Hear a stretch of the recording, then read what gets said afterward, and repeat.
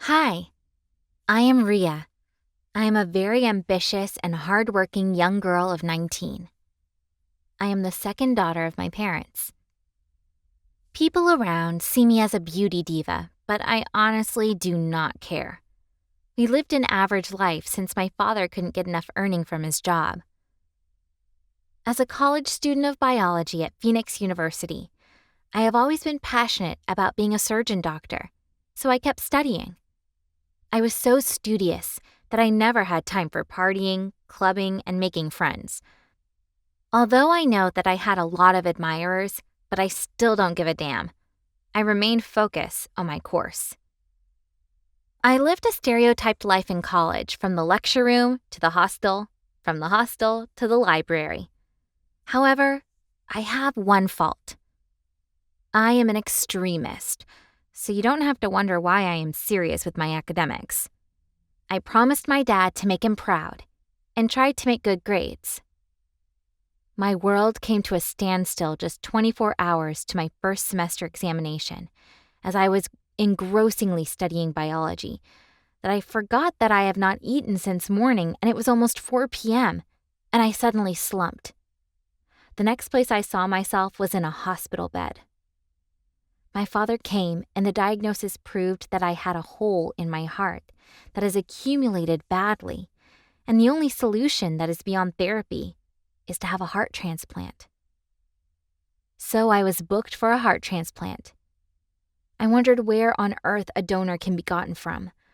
I felt devastated as I watched myself lying helplessly. Indeed, life dishes up so many: injury, illness, tragedies, abandonment. Though we may share replica experiences, yet every hurt differs. And no matter how many times our loved ones say, "We understand," they don't. You may even get pissed off at their words. It was not easy for me to bear this pain, as I was viciously knocked down by life. I was psychologically tripping and falling. I felt the impulse to rise and start moving. Oh, hell no. It's not possible. I was so weak. Agony descended on me. What shall become of my dreams? Nobody could cheer me up because I was living a friendless life. So my only succor is my family, my father and mother, and the doctors and nurses who kept speaking life into me. My parents started sourcing for funds to save my life. A lot of thoughts were already running through my brains. Where on earth will my dad get such amount of money? What will happen to me after now? It was quite challenging, but my dad determined to see that his only child lived. After 48 hours, the doctor told us that the only solution to the challenge is to keep checking if there would be instant accident cases that claim lives. In such cases, with the permission of the government, victims can be operated and the organs sold. Coincidentally, there was news of an accident that claimed 7 lives that same day. And from one of the victims, they got a heart for the transplant. It took hours to carry out the surgery, but at last it was successful. Everyone was happy as I gradually recovered with added beauty. But I started feeling different within myself. I lost interest for education. I hardly attend lectures, talk more of reading. People said I became rude and inhuman. And then my dress code automatically changed. I started disliking decent and corporate wears and preferred sexy and nude clothing. I started liking dancing. I got myself trained to be a strip dancer. Wherever there is a club, that's where you find me, no matter the time. Luckily enough, I got a job at a strip nightclub in town. I enjoyed my new job and entertained my customers well such that I was second to none in strip dancing. I was having a good time with the job and even started mingling with the manager. We became close and had fun severally.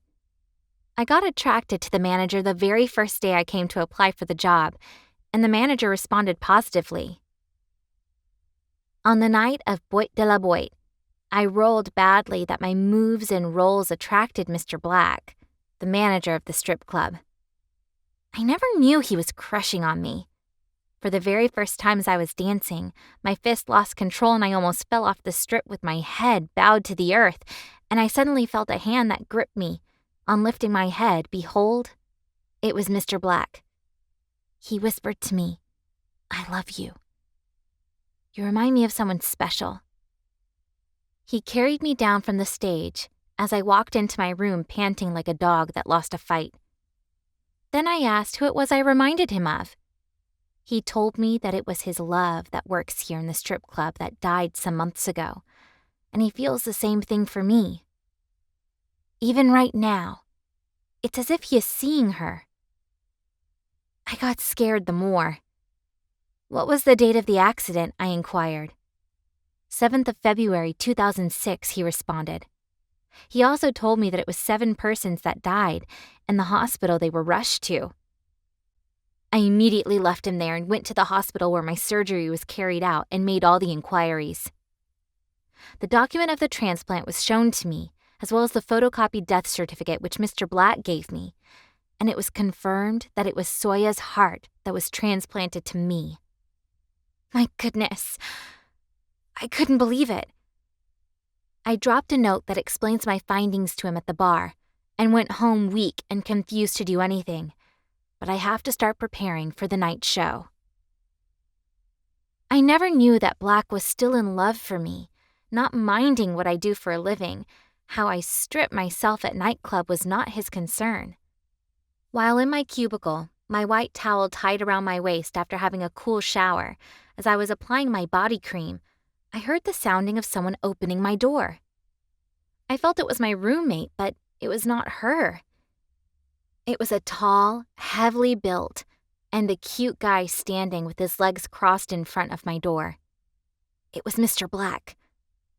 I was dumbfounded. He calmly closed the door and made his way towards me. I was becoming nervous, and trust me, I have never been this nervous before a man since I became wild doing my strip dance business. However, I decided to overcome this nervousness as I stood up. He held me on my slippery arms. There was this feeling that moved within my arteries and veins that got me shaking. "This is not me!" Immediately, he whispered into my ears, "You cannot run away from me. Even if you run, you cannot hide. If you hide, there's only one place you can hide, and that is in here," pointing to his heart. As his passionate eyes were already gazing into my eyes, I wondered where this is heading. As I turned round and slowly bending my head just to avoid his charming looks, he raised my head gently, lifting my jaw. As I gazed into his eyes this second time, I became more tensed. He still fixed his brown eyes looking into mine with uttermost devotion and commitment. I was ready to strip because I thought he wanted a quick fun as usual so that I can attend to other customers. Instead, he took the cream that was still in my hands, offering to help me finish the application as he gently applied the cream. Myriads of thought kept flowing in me. I was engrossed with the movement of his hands, and I felt this passionate bliss and heat that is rising within me as I got more intensified. It was truly a mixed feeling. Mr. Black put his arm around my waist, lifting me on the sofa, and knelt before me. Surprisingly, he never did anything but kept looking into my eyes. "Rhea, you are indeed the bone of my bone and flesh of my flesh, and I promise to make you happy and fulfill all your dreams. I thank God that my lost love was brought back to me. Please, will you marry me?" As he kisses in a golden ring into my mouth. I said yes to him. Yeah, I accepted to marry him because since I met him, I have full joy. Immediately, he carried me up in ecstasy with the tears in his eyes. "I will make you the happiest woman on earth," he screamed. We were very happy, laughing without fear in words on the cushion as the stars light up the sky like a treasure in an island.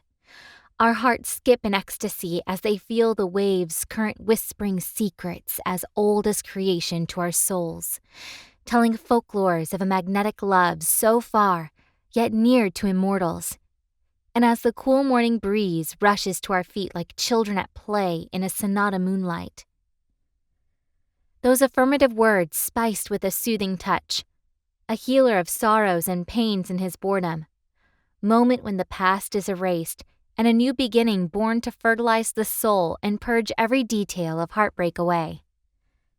As we lay on the floor of the dunes, I heard the splashing of the waters creating ripples as the birds sing lullaby songs to celebrate a new beginning. A moment carved so deep into the sands of time, a moment that defines who we are, and moment that sticks forever. Never-ending episodes that only the morning dews could melt away into forever. I have come to love a heart as soft as yours, Rhea, my love. This is reality and dream come true. It serenades both body and soul. Black said to me as my strip dance job ended that night with Black by my side.